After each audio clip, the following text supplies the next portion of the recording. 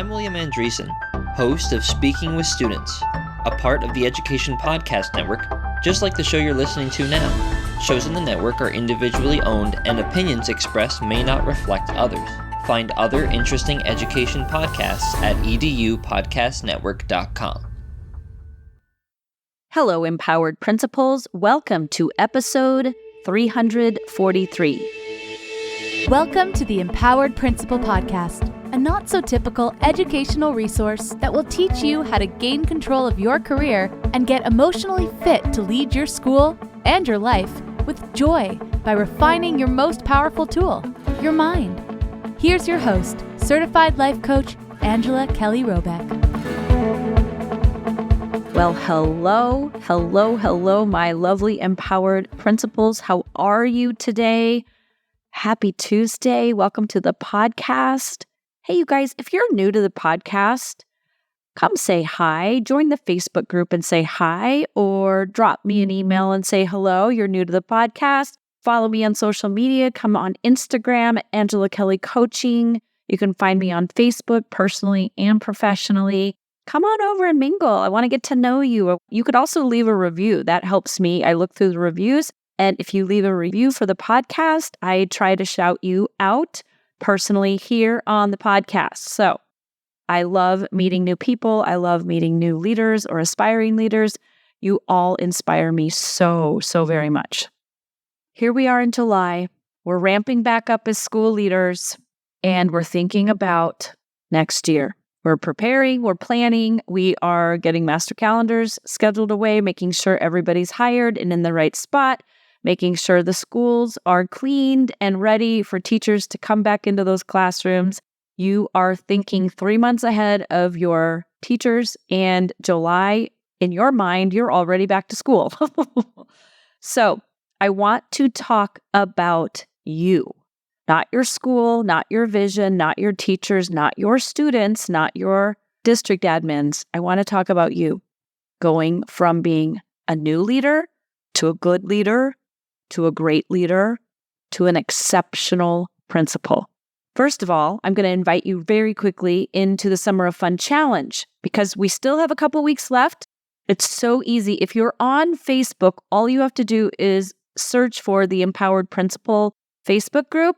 You come into the group. If you are a school leader or you're an aspiring school leader, you're welcome to join the group. I do a little bit of a intake form because I don't want robots coming in and ruining our space, or spammers and all of that, or people soliciting you. I don't want that. This is a safe, clean space. So if you are an actual school leader, you're an aspiring school leader, answer the 3 questions, come on into the group, and all you have to do is share photos, pics, posts of your summer fun that you're having. Just share it in the group, and you can also cheerlead other people on. And every time you either post or comment on somebody else's, your name is entered multiple times into a weekly drawing. For every single post and every single comment, you get 1 entry into the drawing for the week.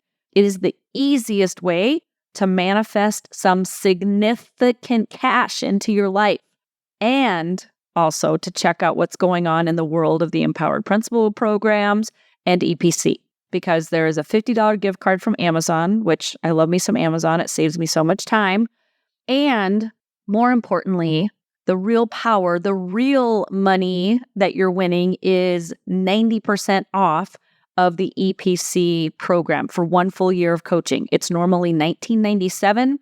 The winner, the weekly winner of SOF, will receive 90% off. So you are getting a full year of coaching for only $197. I think that is insane. It's just enough to have some skin in the game, but you are going to gain so much. It's insane. This is an epic program. I'm going to talk more about it in a minute, but what I want you to know is that you're basically going to win $1,850 because you're getting the $50 Amazon card, but you're basically saving $1,800 in the Empowered Principal program. You can't lose, and you can come in for a year, check out EPC. If it's amazing, you can stay. And if it's not your cup of tea, I understand. I'm not everybody's cup of tea, but for those of you who are interested, this is the perfect way to sign up and be eligible to receive 90% off your entrance fee. Okay. So I want to let you know that I've done one round of EPC, and after that round, I've really reflected and enhanced the experience for everybody in the program. Because I want you to come into this program trusting and believing that you're going to receive the support that you need. We're going to celebrate your wins. We're going to track your progress in a way that inspires you, not in a negative way. It's for fun. We're doing all of this to celebrate and win and be like, oh my gosh, I hadn't realized how much I've grown in this area. So I've created some really simple ways to track and celebrate your progress. But what I'm going to be doing more in EPC than I did last year was teach.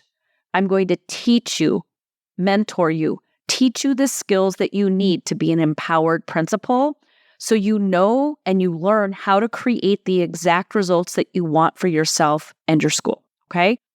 All right, let's dive in.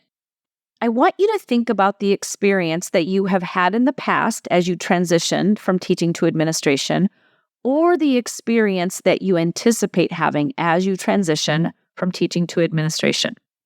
I will share my experience with you, and then I want you to feel free to share yours in the Facebook group, or you can share with me on social media, because the stories of transitioning into leadership, they're astounding to me, but they're very consistent, and there's a lot of similarity, and there's a pattern, some commonalities in which we all experience, okay? I was tapped on the shoulder. As a kindergarten teacher, you should be a teacher leader. You've got great energy, great charisma. Parents love you. You get amazing results with your kids. Your classroom management's on point. You're doing all of the initiatives in the classroom. Like, you're a shining example.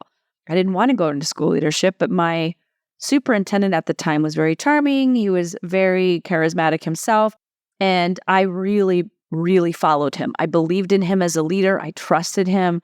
He had his eye on the ball. He knew what he wanted, and he knew how to sell people on themselves. So I really believed in myself because he believed in me, and he sold me on me. So I went ahead, and I already had my master's in education. I went ahead and got my credential in administration, but I really didn't want to go into administration. So I was holding on to it for a while. I became an first I was a reading specialist after I was in kindergarten, became an instructional coach. I did that for a year, and that was the year that I started to transition my thinking. I started to visualize myself as a potential leader. I was working with one of my best friends, and she was the principal at the time. I was the instructional coach, and that was the closest I'd ever been to a leadership position. So I was watching her do the job. I was listening to her process how she was doing the job, listening to all the highs, the lows, the wins, the losses, the good, bad, and ugly. But there was a moment I can remember where I was standing. I can remember what I was wearing. I remember thinking to myself, I might be able to do this. And she kept saying, oh, for sure, if I can do it, you can do it. And everybody tells you that, but you're like, that doesn't sound as reassuring as you might think it sounds. If I can do it, anybody can do it. It's like, yeah, but you already did it, and I haven't done it. So there's still this gap between where I'm at and where I would like to go. And there doesn't appear to be a bridge between here and there. And I feel like if I take the first next step, I'm going to fall all the way down into the canyon and never return. So I watched her, I listened, I really started tuning in. But what I did was I kept envisioning myself as a leader. I kept believing that it was possible for me to learn how to be a leader, for me to grow into being a leader, for me to handle it emotionally, mentally, just intellectually, skill-based wise. I went from 0 belief in myself to like 10% belief to maybe 25% belief. And then I got to a point where I was right around the 50% mark. I was like, I'm pretty sure I could do this. I might fail, but what I do know is that I'm strong, I'm bold, I will figure it out. I'm confident in that I will figure it out. I'm not confident in my leadership skills, but I'm confident that I will do my best to figure it out. When I thought, that was when I tipped over into being ready to apply, which is exactly what happened. So the spring came, positions started opening. I was asked to apply. I was so scared. Gosh, applying for leadership positions in front of people I've worked with for 15 years, it felt scarier than talking to strangers for some reason, because it felt like I couldn't fake it till I made it. I couldn't enhance. I couldn't say something that wasn't true. Not that I would ever do that, but you know how when you're in an interview, like you're trying to put forward your best foot and you want to make yourself sound as enticing as possible. But these are people who knew me super well. So there was no fudging it. I was so nervous. I applied for an AP position at a middle school because I thought it would be easier to start out as an AP than to take on a full school by myself. And I didn't get that position. My people had to call me and give me the news that they thanked me for the interview, but I didn't make it to the second round. I was devastated. I cried on the couch after school when I found out. I mean, it was a few days later, but I remember thinking, like, why did they put me through this? That was just so unnecessary. But after the tears, I was like, okay, what did I learn in that interview? What worked, what didn't, and what would I say or do differently next time? And my friend, who was the principal when I was her instructional coach and I was applying, said, just tell them what you know. Speak from your heart. You're an educator at heart. You know what you're doing. You've got this. But speak to you. Be you in that interview. Don't try to tell them what you think they want to hear. Tell them who you are and what you know and how you're going to bring you to the table. And I applied for an elementary position at a brand new school. They were opening a brand new school at a brand new site with all the construction happening. And I got hired for that position. The superintendent who had encouraged me to come to the surface had an amazing leadership development program within our district, which is one of the reasons I got tapped on the shoulder for, because I had participated in that 2-year leadership development training program, which I think was like beyond his years of wisdom and vision at the time. I didn't know of any other school who was offering like a leadership development to develop leaders from within the district, to retain the district, and to have leaders who taught in the district, who had already some clout and some understanding and some relationship and connections and just a deep understanding of the community, of the district, and the operations of our particular district. So it was very avant-garde to me at the time. I went through that program. I ended up landing this position, but then that superintendent left and another superintendent stepped in. I was very scared because I didn't have my person. This new person was coming up. I knew this person. He was an internal hire, but his style was very different. And what ended up happening was, we are so happy you're here, Angela. We're so grateful you're taking on this brand new school as a brand new principal. Like, way to go. That's very brave of you. Here are your keys. Here's your office. Bye. Have a nice life. Go figure out life. So, as you can imagine, I tried to fake it. I tried to pretend I was a leader. I tried to talk like a leader and walk like a leader and dress like a leader. And that definitely did help. It boosted my confidence to a point. But the truth was, I didn't have the skills to be a leader, especially to open a brand new school, to create community, to create a collaborative environment, to create a culture from nothing to something, to develop the, school site council, and to develop the ELAC program, and to develop all of it, the PLC foundation. All of it was brand new. Not to mention, I was also doing construction management. For those of you who've ever had construction on your campus, you can relate to this. I was in over my head. And I was assigned a mentor that was required to take me through these modules that I had to go through. But that program wasn't exactly what I needed. Fortunately, my coach at the time, my mentor, she had the skill set to actually coach me and guide me. Otherwise, I'm pretty confident I would have resigned from the position and gone back to teaching or instructional coaching within the first 2 years of the job. I'm almost positive of that because it was so hard. But I had her, she kept me going. All of this to say, I figured it out the hard way, learning by doing. I felt like somebody had thrown me into a dryer and I was just bouncing around trying to figure out life. It was learning by fire hose. You can learn that way, by the way. You can do that. It's very painful, but you can do it, which is what I did.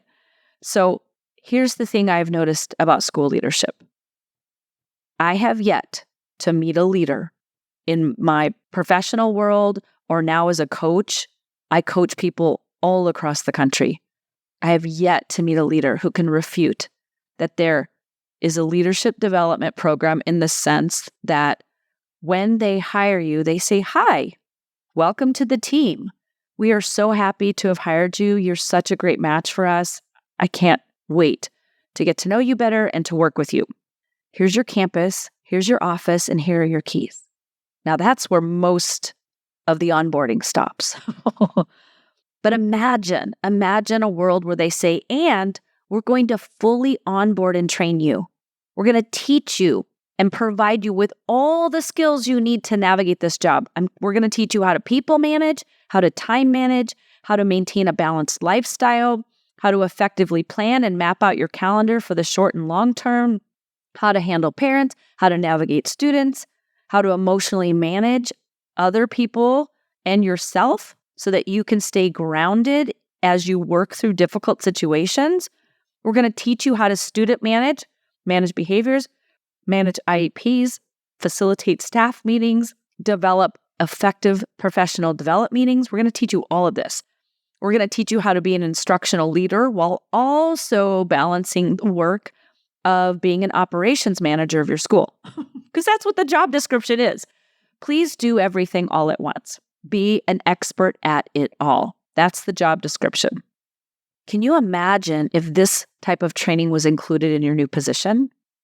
I wish I could do a raise of hands. How many of the listeners of this podcast have had that experience where you've been fully onboarded, fully supported, fully trained, fully mentored, fully coached, and you were given permission and grace and space to be new and awkward and clumsy and not know what you're doing, to not know the answers, to gradually work up into the position, to get it right, to learn deeply? I don't know if we did a show of hands, how many people have had that experience, that kind of mentorship, where someone says, "Hey, here is the real truth about this job. The real truth is this: there's always going to be too much to do and not enough time. There are always going to be conflicting priorities and demands coming at you from all directions. You're going to be pulled in many directions.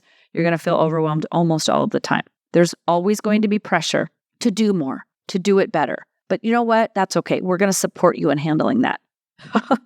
It feels like a dream come true. It feels like the Disneyland of school leadership, which is what I'm trying to create over here. No one offered that to me. They said, "Thank you so much. We needed you to fill this position. You have fulfilled a need of ours. Here are your keys. Go enjoy your life. With a smile on your face, be the face of the district. Please don't ask us any questions because we're too busy figuring life out for ourselves. Go do you. You need to know how to do this. Bye." It's like, oh, okay, wow.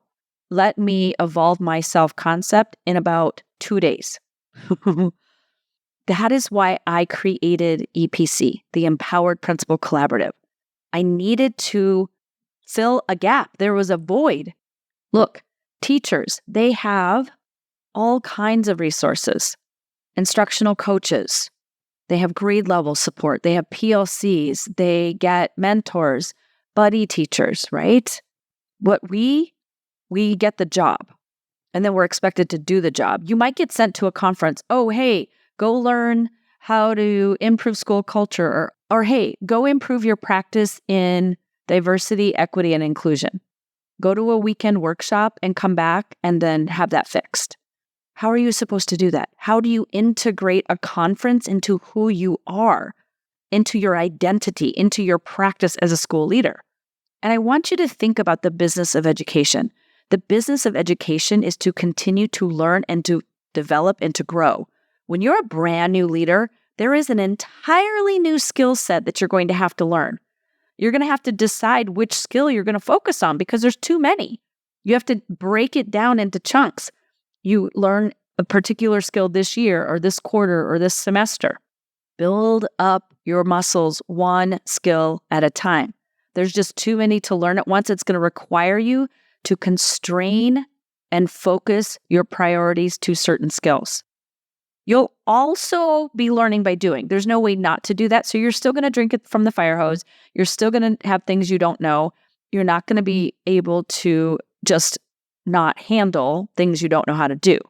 You will grow multiple facets of your leadership repertoire, but you want to grow as quickly as possible the skill sets that require you to build the foundation of leadership that you want. And focus and constraint is the fastest way to do that. It's how you keep your overwhelm in check. When you try to learn all of the skill sets at once, you're only going to expand your overwhelm. And hey, I also want to say this, if you're a new leader, you're not going to feel confident if you're in a new position. Even if you're a leader who's been in a different position, maybe you went from AP to principal, or you went from principal to district level admin, you're not going to feel confident. You can't. You can't have the identity of a skilled school leader when you've never done the job before. You're going to feel a certain amount of uncertainty and awkwardness and just unsure about yourself because most people aren't getting trained. You're going to have to learn by doing in order to figure it out. That's normal. The goal isn't to avoid looking or feeling new. There is no faking it till you make it when you have no idea what you're doing. The goal is in your finesse. It's how you handle being new. It's how you handle the feelings of uncertainty and unknowing and doubt when people question you or expect you to know, and they ask you and they put you on the hot seat and you don't know. It's not that you don't know, or the goal isn't to know. The goal is, what do I do? How do I handle? Who do I be? How do I show up when I don't know, when I am new? So whatever stage you are in the educational leadership experience, I want you to know it's okay to feel like you don't know what's going on. If you're aspiring, you're not going to know how to get that job. If you're brand new, you're not going to know how to be good. If you're feeling good about yourself in some areas, you're not going to know how to make yourself great. If you're feeling great and you want to up level and you want to expand and evolve yourself to exceptional, that's going to require a stretch. There are gaps in learning. There are gaps in who you are now and where you want to be and who you want to become. That is a continuum of school leadership development that never ends. You want to feel good about yourself as a leader. You want to make a bigger and more profound impact as a leader, to expand your identity as an empowered principal, an empowered leader, an exceptional leader. It requires you to expand your skill set as a leader. We need leadership development.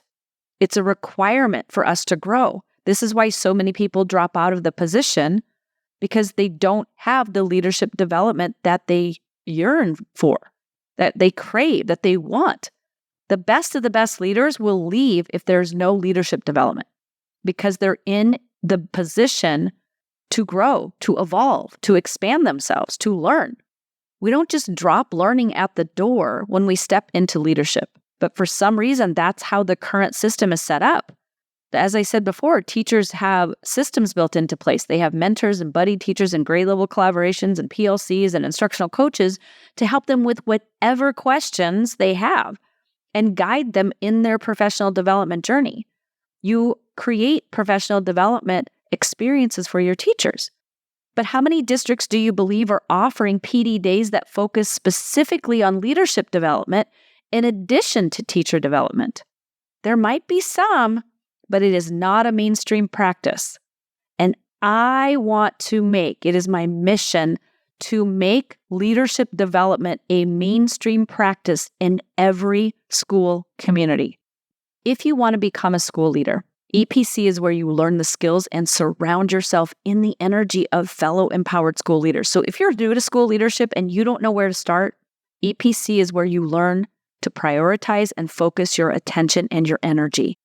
If you feel like you're a pretty good principal, maybe you've been doing this a couple of years, you've got some tools under your belt, but you're working yourself to the bone to try and get it all done. I know many of you are doing this. EPC is going to teach you how to be accomplished and balanced, to get the same amount done in less time, to add fun to your calendar, to not overwork, overexert, overschedule. If you're feeling good about yourself as a principal, but you want to up level, EPC is going to teach you how to step into that next version of yourself and to evolve your self-concept. Even if you're feeling exceptional and you want to make an even bigger impact, EPC is going to show you how to expand your legacy as a principal in your current position or how to expand and evolve into a higher level position where you create even more impact. This program covers it all. The Empowered Principal Collaborative is a comprehensive container. I have studied this for the last 8 years. I cover everything, and I also offer individualized coaching and support. I've created the very container that I dreamt of having for myself. This is it. And by you participating, by you being in this community, you contribute and you expand and enhance the leadership development of this program. You enhance the quality of leadership development by participating and adding the wisdom, the knowledge, the skills, the insights that you've learned. I'm not the guru here. I am the person who's developed the container to hold these beautiful and deep and rich conversations about evolving our identity as school leaders, empowering ourselves, empowering our staff and students, enhancing the school leadership experience so we can enhance the teaching experience, so we can enhance the student experience and the family experience. We want to turn the narrative around. Right now, education has a very negative narrative. Teachers are unhappy, students are unhappy, parents are unhappy, communities are unhappy, school leaders are unhappy. We want to enhance the experience. We want to look at the journey of a student, of a teacher, of a support staff, of a principal, of a parent, and ask ourselves, how do we enhance this experience to make it the best experience possible? So this year, for EPC, one of the things I've added to make it more accessible and easier for every principal who wants to participate is I've set up a monthly payment plan option to make it even more accessible for all levels of leadership. So you can either pay in full and just be done and have it for the full year. If that's not an option for you, you can break the $19.97 into 10 monthly payments of $199.70. There's no additional fee if you decide to break it up into monthly payments. Not a problem. It's never been easier to join. This is your year. Come on in. You can be the mentor and the mentee because this is a mastermind experience where we all share. I teach, but I also coach. You also coach. You also teach. This is a mastermind experience. Come on into EPC. There's never been a better time. It's up-leveled. It's more magical than ever before. And with you being here, not even the sky is the limit. So come on into EPC. I can't wait to meet you. Love you all. You're amazing. Go have an empowered week, and I'll talk to you next week. Take great care. Bye. Thanks for listening to this episode of the Empowered Principal Podcast. If you enjoyed this episode and want to learn more, please visit angelakellycoaching.com, where you can sign up for weekly updates and learn more about the tools that will help you become an emotionally fit school leader.